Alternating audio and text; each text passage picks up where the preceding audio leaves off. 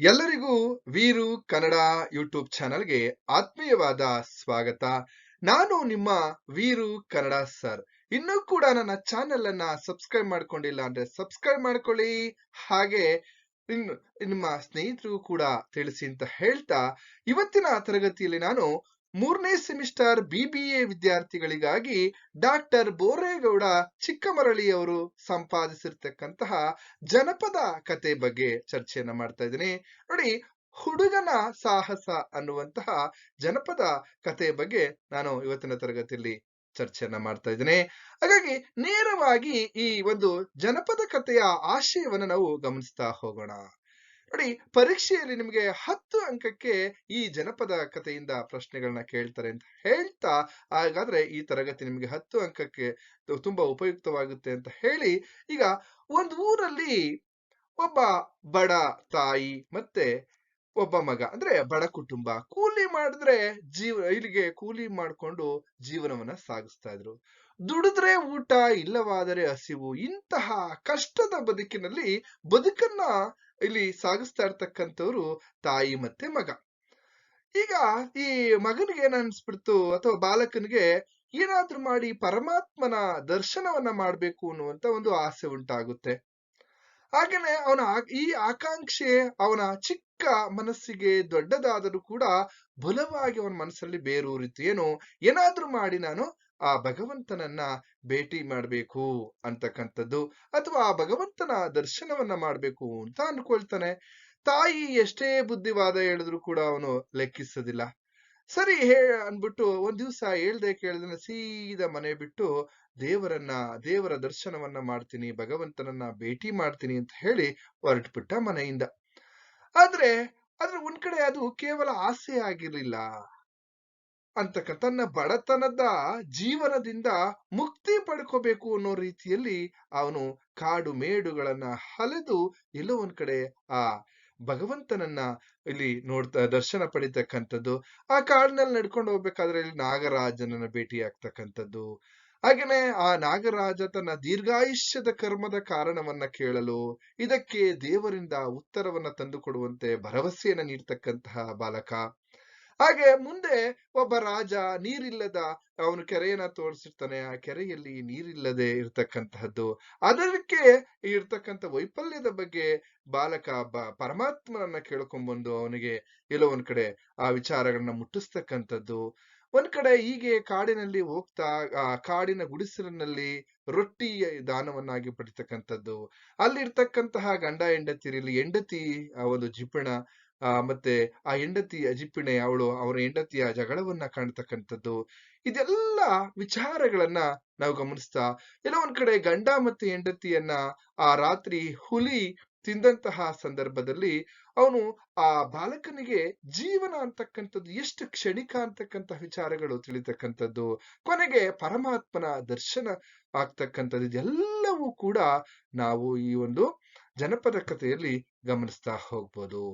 ಹಾಗಾದ್ರೆ ಪಾತ್ರ ಪರಿಚಯವನ್ನ ನಾವು ಗಮನಿಸೋದಾದ್ರೆ, ತಾಯಿ ಮಗ ಅಂದ್ರೆ ಬಾಲಕ, ಹಾಗೇನೆ ಪರಮಾತ್ಮ, ನಾಗೇಂದ್ರ ಅಂತಂದ್ರೆ ಹಾವು, ಹಾಗೇನೆ ರಾಜ, ಗಂಡ ಹೆಂಡತಿ, ಹಾಗೆ ಅಜ್ಜ, ಇಷ್ಟು ಪಾತ್ರ ಇಲ್ಲಿ ಬರ್ತಾ ಹೋಗ್ತವೆ. ಹಾಗಾದ್ರೆ ನೇರವಾಗಿ ನಾವು ಜನಪದ ಕಥೆಯನ್ನ ಇಲ್ಲಿ ಗಮನಿಸೋದಾದ್ರೆ, ನಾನು ಆಗ್ಲೇ ಹೇಳ್ದ ಹಾಗೆ ಒಂದು ಊರು, ಆ ಊರಲ್ಲಿ ತಾಯಿ ಮತ್ತೆ ಮಗ ಇಬ್ರು ಇದ್ದಾರೆ.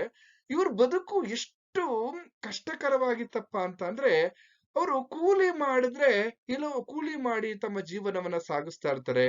ದುಡಿಮೆಯನ್ನ ಮಾಡಿದ್ರೆ ಮಾತ್ರ ಅವರಿಗೆ ಊಟ, ಇಲ್ಲದೆ ಇದ್ದರೆ ಹಸಿವು. ಈ ಇರ್ತಕ್ಕಂತಹ ಒಂದು ಪರಿಸ್ಥಿತಿಯಲ್ಲಿ ಈ ಆ ಒಂದು ತಾಯಿ ಆ ಮಗನಿಗೆ ಒಂದು ಬಾಲಕನಿಗೆ ಎಲ್ಲೋ ಒಂದ್ ಕಡೆ ಭಗವಂತನನ್ನ ಕಾಣ್ಬೇಕು. ಯಾಕೆಂದ್ರೆ ದೊಡ್ಡ ದೊಡ್ಡ ವಿಚಾರಗಳು ಅವನಿಗೆ ಅರ್ಥನೇ ಆಗೋದಿಲ್ಲ. ಆ ಸಂದರ್ಭದಲ್ಲಿ ಎಲ್ಲೋ ಒಂದ್ ಕಡೆ ನಾನು ಭಗವಂತನ ದರ್ಶನವನ್ನ ಪಡಿಬೇಕು, ಪರಮಾತ್ಮನನ್ನ ಭೇಟಿ ಮಾಡ್ಬೇಕು ಅಂತ ಹೇಳಿ ಎಲ್ಲೋ ಒಂದ್ ಕಡೆ ಅವನೇನ್ ಮಾಡ್ತಾನೆ, ಅವ್ರ ತಾಯಿ ಹೇಳ್ತಾರೆ, ಇಲ್ಲಪ್ಪ, ನಮ್ಮಂತವ್ರು ಹೋಗಿ ಆ ಪರಮಾತ್ಮನನ್ನ ಭೇಟಿ ಮಾಡ್ತಕ್ಕಂಥದ್ದು, ಆ ಭಗವಂತನ ದರ್ಶನವನ್ನ ಪಡ್ಕೊಳ್ತಕ್ಕಂಥದ್ದು ಇದು ಕಷ್ಟ ಸಾಧ್ಯ ಅಂತ ಎಷ್ಟು ಬುದ್ಧಿ ಹೇಳಿದ್ರು ಕೂಡ ಈ ಬಾಲಕ ಕೇಳೋದಿಲ್ಲ. ಏನ್ ಮಾಡ್ತಾನೆ, ಹೇಳ್ದೆ ಕೇಳ್ದನೆ ಮನೆಯನ್ನ ಬಿಟ್ಟು ಕಾಡು ಹಾದಿಯಲ್ಲಿ ಹೋಗ್ತಾ ಇರ್ತಾನೆ. ಆ ಕಾಡು ಹಾದಿಯಲ್ಲಿ ಹೋಗ್ತಾ ಇರ್ತಕ್ಕಂಥ ಸಂದರ್ಭದಲ್ಲಿ ಈ ಕಗ್ಗಾಡು ಅಂದ್ರೆ ದಟ್ಟವಾಗಿರ್ತಕ್ಕಂತಹ ಅರಣ್ಯ. ಆ ಅರಣ್ಯದಲ್ಲಿ ಹೋಗ್ತಾ ಇರ್ಬೇಕಾದ್ರೆ ಅಲ್ಲಿ ನಾಗೇಂದ್ರ ನರಳುತ್ತಾ ಒದ್ದಾಡ್ತಾ ಬಿದ್ದಿತ್ತಂದ್ರೆ ಹಾವು ಏನ್ ಮಾಡ್ತಾ ಇತ್ತಪ್ಪ ಅಂದ್ರೆ ಇಲ್ಲಿ ಎಲ್ಲ ಒಂದ್ ಕಡೆ ಒದ್ದಾಡ್ತಾ ಇರ್ತಕ್ಕಂಥದ್ದು. ಆಗ ಆ ನಾಗೇಂದ್ರ ಏನ್ ಮಾಡ್ತಾನೆ, ಈ ಬಾಲಕನನ್ನ ಮಾತನಾಡಿಸ್ತಕ್ಕಂಥದ್ದು. ನೋಡಿ, ಇಲ್ಲಿ ಪಾಯಿಂಟ್ ನಂಬರ್ 1 ಅಂತಾನೆ ನೀವು ನೆನಪು ಇಟ್ಕೋಬೇಕು. ನಾಗೇಂದ್ರ ಏನ್ ಮಾಡ್ತಾ ಇದ್ದಾನೆ ಇಲ್ಲಿ, ಆ ಬಾಲಕನನ್ನ ಮಾತನಾಡಿಸ್ತಾ ಇಲ್ಲಿ ಮಗನೇ ನೀನು ಯಾವ ಕಡೆ ಹೊಂಟಿದ್ದೀಯಾ ಅಂತ ಬಾಲಕನನ್ನ ನಾಗೇಂದ್ರ ಪ್ರಶ್ನೆ ಮಾಡ್ತು. ಆ ಸಂದರ್ಭದಲ್ಲಿ ನಾನು ಅಣ್ಣ ನಾಗರಾಜ, ನಾನು ಪರಮಾತ್ಮನನ್ನ ಭೇಟಿ ಮಾಡಿ ಬರಲಿಕ್ಕೆ ಹೊಂಟಿದ್ದೀನಿ ಅಂತ ಬಾಲಕ ನಾಗರಾಜನ್ಗೆ ಹೇಳ್ದ. ಹೌದನಪ್ಪ, ಹಾಗಾದ್ರೆ ಇಲ್ಲಿ ಈ ನಾಗೇಂದ್ರನಿಗೆ ತಕ್ಷಣ, ಓ ಹಂಗಾದ್ರೆ ತಮ್ಮ ನನಗೊಂದು ಉಪಕಾರ ಮಾಡ್ಬೇಕಪ್ಪ ನೀನು. ನನಗೆ ನನ್ನದೊಂದು ಪ್ರಶ್ನೆ ಇದೆ. ಆ ಪ್ರಶ್ನೆಯನ್ನ ಆ ಭಗವಂತನ ಹತ್ತಿರ ನೀನ್ ಕೇಳ್ಕೊಂಡ್ ಬಂದು ನನಗೆ ಅದ್ರ ಉತ್ತರವನ್ನ ನೀಡಪ್ಪ. ಆಯ್ತು, ಅದೇನ್ ಹೇಳು ನಾಗೇಂದ್ರಣ್ಣ ಅಂತ ಬಾಲಕ ಹೇಳ್ದ. ನೋಡಪ್ಪ, ಏನು ಇಲ್ಲ, ನನಗೆ ಬಹಳ ವಯಸ್ಸಾಗೋಗಿದೆ. ಆದ್ರೆ ಪ್ರಾಣ ಹೋಗಲೊಲ್ದು. ಇಲ್ಲೆಲ್ಲ ಒಂದ್ ಕಡೆ ದಿನ ವಹಿಸಿ ನರಳಾಡಿ ನನಗೆ ಸಾಕಾಗೋಗಿದೆ. ಈ ಜೀವನನೇ ಬೇಡ ಅನ್ಸ್ಬಿಟ್ಟಿದೆ. ಹಾಗೆ ಈ ನನ್ನ ಕರ್ಮ ಅಥವಾ ನನ್ನ ಕರ್ಮ ಏನು ಅಂತ ತಿಳ್ಕೊಂಡ್ ಬಾರಪ್ಪ. ಯಾಕೆ ನನಗೆ ಈಗ ಆಗ್ತಾ ಇದೆ, ನನ್ನ ಕರ್ಮ ಏನು ಅಂತ ತಿಳ್ಕೊಂಡ್ ಬಾರಪ್ಪ ಭಗವಂತನ ಹತ್ರ ಅಂತ ಹೇಳಿ ಹುಡುಗನಿಗೆ ಹೇಳ್ದಾಗ, ಆ ಹುಡುಗ ಆಯ್ತು ಬಿಡು ಇಲ್ಲಿ ನಾಗೇಂದ್ರನ, ನಾನು ತಿಳ್ಕೊಂಡ್ ಬರ್ತೀನಿ ಅಂತ ಹೇಳ್ದ. ಸರಿ, ಅಲ್ಲಿಂದ ಮುಂದೆ ಹೋಗ್ತಾ ಇದ್ದಾನೆ. ಹೀಗೆ ಮುಂದೆ ಹೋಗ್ತಾ ಹೋಗ್ತಾ ಹೋಗ್ತಾ ಅಲ್ಲೊಬ್ಬ ರಾಜ, ಆ ರಾಜ ಕೆರೆಯನ್ನ ಕಟ್ಟಿಸ್ತಾ ಇದ್ದ. ಆದ್ರೆ ಆ ಕೆರೆನ ಎಷ್ಟು ಮಟ್ಟಕ್ಕೆ ಆಳ ತೋಡಿದ್ರು ಕೂಡ ಆ ಕೆರೆಯಲ್ಲಿ ಒಂದು ತೊಟ್ಟು ಒಂದು ಹನಿ ನೀರು ಕೂಡ ಬಂದಿಲ್ಲ. ಆದ್ರೆ ಆ ರಾಜ್ಯದ ಖಜಾನೆಯಲ್ಲಿರ್ತಕ್ಕಂತಹ ಹಣವೆಲ್ಲವೂ ಖಾಲಿಯಾಗಿದೆ. ಆದರೆ ಒಂದು ತೊಟ್ಟು ನೀರು ಕೂಡ ಬಂದಿಲ್ಲ. ಹೀಗೆ ಯೋಚನೆ ಮಾಡ್ತಾ ರಾಜ ತಲೆ ಮೇಲೆ ಕೈ ಹೊತ್ಕೊಂಡು ಕೂತ್ಕೊಂಡಿದ್ದಾನೆ. ಆಗ ಇವನಿಗೆ ನೀರಡಿಕೆ ಆಗಿತ್ತು. ಆ ಕೆರೆ ಹತ್ರ ಹೋಗ್ತಾನೆ. ಬಾಲಕನಿಗೆ ನೀರು ಕುಡಿಬೇಕು ಅನ್ಸುತ್ತೆ. ಆ ಕೆರೆ ಹತ್ರ ಹೋಗ್ತಾನೆ. ಆ ಕೆರೆಯಾಗ ನೀರು ಅದೇನೋ ಅಲ್ಲಿ ಹೋಗಿ ನೋಡಿದರೆ ಒಂದು ತೊಟ್ಟು ನೀರಿಲ್ಲ. ಸರಿ, ಏನ್ ಮಾಡೋದು? ಆ ಸಂದರ್ಭದಲ್ಲಿ ಅಲ್ಲೇ ಕೂತಿರ್ತಕ್ಕಂತಹ ರಾಜ, ಏ ತಮ್ಮ ಬಾ ಇಲ್ಲಿ, ಈ ಚಿಕ್ಕ ವಯಸ್ಸಿನಾಗೆ ಒಬ್ಬನೇ ಎಲ್ಲಿ ಹೊಂಟಿದ್ದೀಯಾ, ಏನಪ್ಪಾ ಎಲ್ಲಿಗೆ ಹೋಗ್ತಾ ಇದೀಯಾ ಅಂತ ರಾಜ ಬಾಲಕನನ್ನ ಮಾತಾಡಿಸ್ತಾನೆ. ಆಗ ಬಾಲಕ ಏನ್ ಮಾಡ್ತಾನೆ, ಅಯ್ಯೋ ನಾನು ಪರಮಾತ್ಮನನ್ನ ಭೇಟಿಯಾಗಲಿಕ್ಕೆ ಹೊರಟಿದ್ದೀನಿ ಅಂತ ಅಂದ.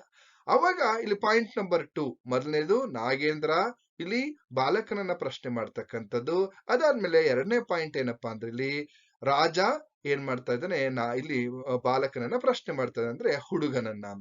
ಈಗ ಹುಡುಗ ಹೇಳ್ತಾನೆ, ನಾನು ಒಬ್ಬ ಇಲ್ಲಿ ಪರಮಾತ್ಮನನ್ನ ಭೇಟಿಯಾಗೋದಕ್ಕೆ ಹೋಗ್ತಾ ಇದ್ದೀನಿ. ತಕ್ಷಣ ರಾಜನಿಗೆ ಒಂದು ಪ್ರಶ್ನೆ ಹೊಳಿತು.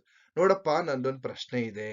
ಏ ತಮ್ಮ, ನೀನು ಪರಮಾತ್ಮನನ್ನ ಹೆಂಗಾರು ಮಾಡಿ ಭೇಟಿ ಆಗ್ತೀನಿ ಅಂತ ಹೋಗ್ತಾ ಇದೀಯಾ, ಆದ್ರೆ ಒಂದು ವಿಚಾರವನ್ನ ತಿಳ್ಕೊಂಡ್ ಬಾ.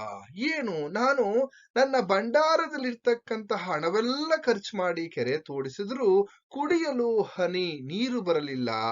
ಯಾಕೆ? ಅದಕ್ಕೇನು ಕಾರಣ ಅಂತ ತಿಳ್ಕೊಂಡ್ ಬಾ ಅಂತ ಹುಡುಗನಿಗೆ ಹೇಳ್ದಾಗ ರಾಜ, ಆಗ ಹುಡುಗ ಆಯ್ತು ಅಂತ ಮುಂದೆ ಬಂದ. ಮುಂದೆ ಹೋಗ್ತಾ ಇದ್ದಾನೆ, ನಡ್ಕೊಂಡು ಹೋಗ್ತಾ ಇದ್ದಾನೆ. ಯಾಕೆಂದ್ರೆ ಹುಡುಗ ಮೊದಲೇ ಇಲ್ಲಿ ನಿರ್ಧಾರ ಮಾಡ್ಕೊಂಡ್ಬಿಟ್ಟಿದ್ದಾನೆ, ನಾನು ಭಗವಂತನನ್ನ ಭೇಟಿ ಮಾಡ್ಬೇಕು, ನನ್ನ ಬಡತನವನ್ನ ನಿವಾರಣೆ ಆಗ್ಲೇಬೇಕು ಅಂತಕ್ಕಂಥದ್ದು. ಆಗ ಸರಿ ಮುಂದೆ ಹೋಗ್ತಾನೆ. ಈ ಕಾಡಲ್ಲಿ ಒಂದು ಗುಡಿಸ್ಲು.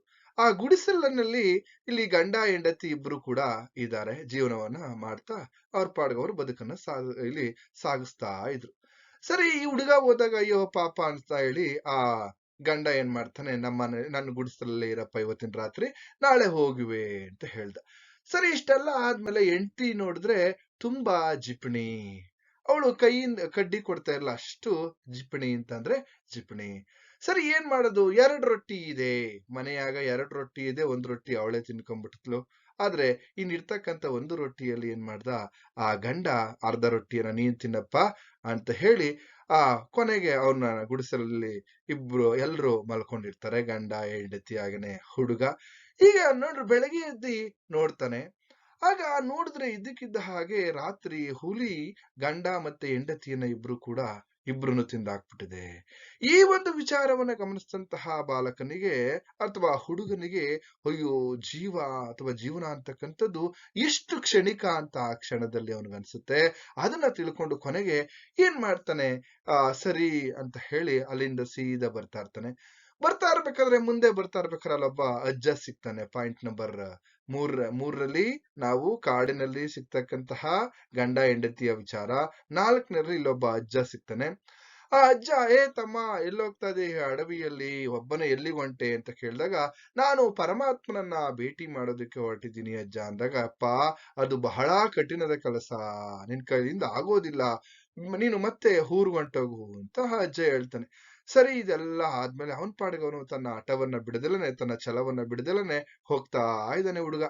ಆಗ ಅಷ್ಟ್ರಲ್ಲಿ ಇವನ ಒಂದು ಭಕ್ತಿಯನ್ನ ಪರಮಾತ್ಮ ಈ ಹುಡುಗನ ಭಕ್ತಿಗೆ ಮೆಚ್ಚಿ ಪ್ರತ್ಯಕ್ಷನಾಗ್ತಾನೆ. ಶಿವ ಪ್ರತ್ಯಕ್ಷನಾಗಿ ಅಥವಾ ಪರಮಾತ್ಮ ಅಥವಾ ಈಶ್ವರ ಪ್ರತ್ಯಕ್ಷನಾಗಿ, ನಾನೇ ಈಶ್ವರ, ನಾನೇ ಪರಮಾತ್ಮ, ಸರಿ ನಿನಗೇನು ಬೇಕು ಕೇಳು ದೇವರೇ, ನನಗೆ ಇಲ್ಲಿ ಎಲ್ಲ ಒಂದ್ ಕಡೆ ಕಾಡಲ್ಲಿ ಇಡತಕ್ಕಂಥದ್ದನ್ನ ಅವನು ಏನ್ ಮಾಡ್ತಾನೆ, ಆ ಭಗವಂತನ ಕಾಲನ್ನ ಹಿಡಿದು ಬೇಡ್ಕೊಳ್ತಾ ಇದ್ದಾನೆ. ಯಾರು? ಹುಡುಗ.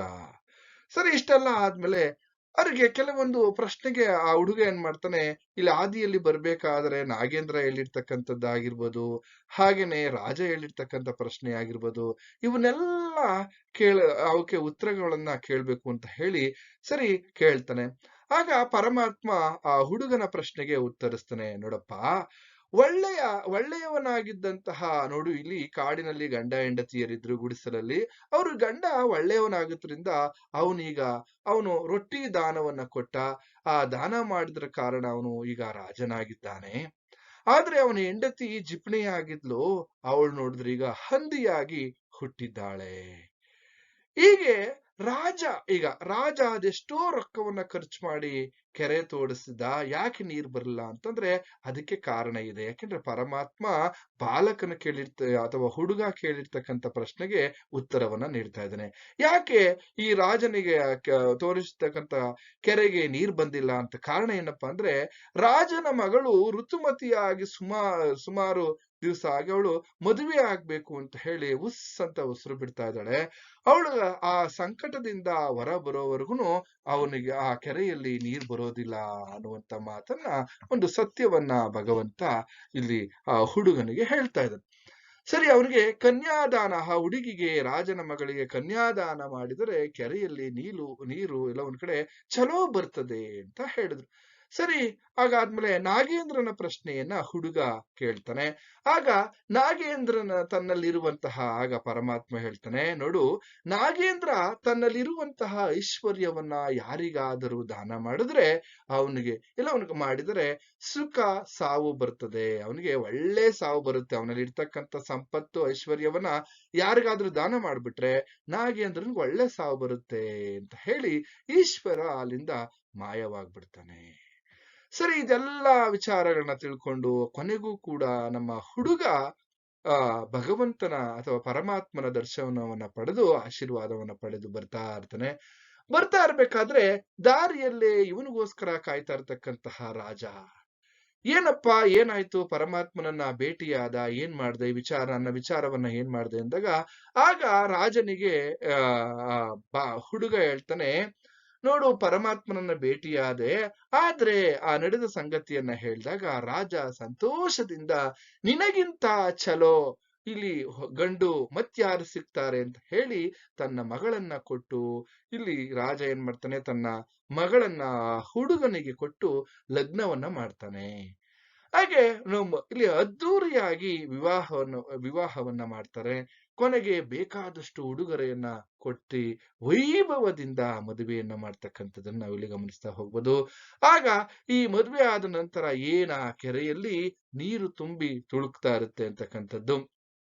ಅದಾದ್ಮೇಲೆ ಮುಂದೆ ಬರ್ತಾನೆ ನಾಗೇಂದ್ರ. ಈಗ ಮುಂದೆ ಹೋಗುತ್ತಿರ್ಬೇಕಾದ್ರೆ ನಾಗೇಂದ್ರ ಇವನಿಗಾಗಿ ಕಾಯುತ್ತಾ ಕುಂತ್ಕೊಂಡಿರ್ತಾನೆ.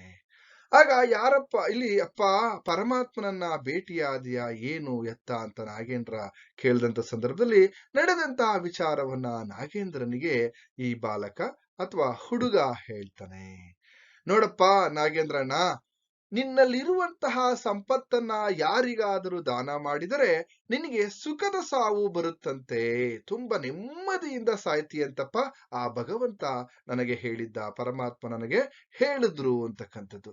ಆಗ ನಾಗೇಂದ್ರ ಏನ್ ಮಾಡ್ತಾನೆ, ಸಂತೋಷದಿಂದ ನಾಗೇಂದ್ರ ಇವನನ್ನ ಕರೆದು ತನ್ನಲ್ಲಿರ್ತಕ್ಕಂತಹ ಐಶ್ವರ್ಯವನ್ನೆಲ್ಲ ಇವನಿಗೆ ದಾನ ಮಾಡಿದ. ಇದರಿಂದ ಸಂತೋಷದ ಸಾವನ್ನ ಪಡಿತಾನೆ ನಾಗೇಂದ್ರ. ಸರಿ, ಇಷ್ಟೆಲ್ಲ ಐಶ್ವರ್ಯವನ್ನ, ಸಂಪತ್ತನ್ನ ಆನೆ ಒಂಟೆಯ ಮೇಲೆ, ಕುದುರೆ ಮೇಲೆ ಏರ್ಕೊಂಡು ಊರಿಗೆ ಬರ್ತಾನೆ ಯಾರು, ಹುಡುಗ. ಬಂದಾಗ ಇವೆಲ್ಲಾ ಐಭೋಗಗಳನ್ನ ನೋಡಿ ತನ್ನ ತಾಯಿ ಕಣ್ಣನ್ನ ತಾನೇ ನಂಬಲಿಕ್ಕಾಗದೆ ಕಕ್ಕಾಬಿಕ್ಕಿಯಾಗಿ ನಿಂತ್ಕೊಂಡ್ ಬಿಡ್ತಾರೆ. ತಾಯಿಗೆ ಪರಮಾಶ್ಚರ್ಯ ಆಗೋಗುತ್ತೆ, ಏನಪ್ಪಾ ನನ್ನ ಮಗ ಇಲ್ಲಿ ಎಲ್ಲೋ ಒಂದ್ ಕಡೆ ತನ್ನ ಹಠವನ್ನೇ ಸಾಧಿಸ್ತಾ, ನನ್ನ ಮಗ ತನ್ನ ಸಾಹಸವನ್ನ ಎಲ್ಲೋ ಒಂದ್ ಕಡೆ ನಮ್ಮ ಬಡತನವನ್ನ ನಿವಾರಣೆ ಮಾಡ್ದ, ಇಲ್ಲಿ ಸಾಹಸವನ್ನ ಗೆದ್ದ ಅಂತಕ್ಕಂಥದ್ದು. ಇನ್ನೊಂದ್ ಕಡೆ ಹಾಗೆ ತಾಯಿ ಮತ್ತೆ ಮಗ ಮತ್ತೆ ಇಲ್ಲಿ ರಾಜನ ಮಗಳು ಎಲ್ಲರೂ ಕೂಡ ಸುಖ ಸಂತೋಷದಿಂದ ನೆಮ್ಮದಿಯಿಂದ ತಮ್ಮ ಜೀವನವನ್ನ ನಡೆಸ್ತಾ ಕಾಲ ಕಳೀತಾ ಇದ್ರು ಅಂತಕ್ಕಂಥದ್ದನ್ನ ಗಮನಿಸ್ತಾ ಹೋಗ್ಬೋದು. ಇದು ಹುಡುಗನ ಸಾಹಸ ಅನ್ನುವಂತಹ ಜನಪದ ಕಥೆಯ ಒಂದು ಸಾರಾಂಶ ಅಂತಕ್ಕಂಥದ್ದನ್ನ ಹೇಳ್ತಾ ಇಲ್ಲಿಗೆ ಈ ತರಗತಿಯನ್ನ ಮುಗಿಸ್ತಾ ಇದ್ದೀನಿ. ನಿಮ್ಗೆಲ್ರಿಗೂ ಕೂಡ ಶುಭವಾಗ್ಲಿ.